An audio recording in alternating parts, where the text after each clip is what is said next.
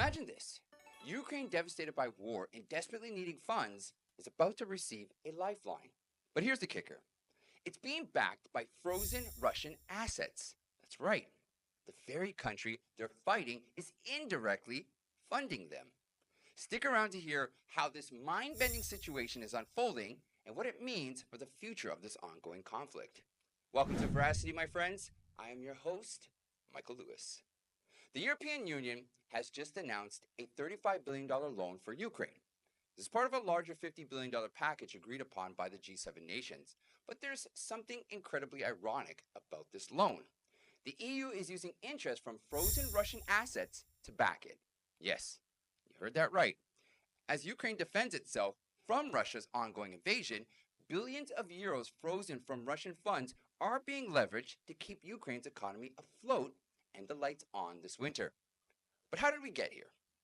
Here's how it works. The EU has frozen around $235 billion worth of Russian central bank assets since the war started. The profits generated from holding those funds, often called windfall profits, are now being used to back loans for Ukraine. Think of it as a financial jujitsu move using Russia's own money to counter their aggression. But there's a catch. This money can only be used if the frozen assets stay frozen. And that's where the EU and the US are in a bit of a disagreement.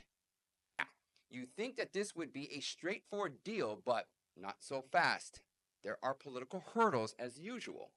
Currently, EU sanctions on Russia funds need to be renewed every 6 months. The US is worried that countries like Hungary, who've been friendlier to Russia, might block this renewal, which could unlock the frozen assets. If this happens, the whole loan plan could collapse.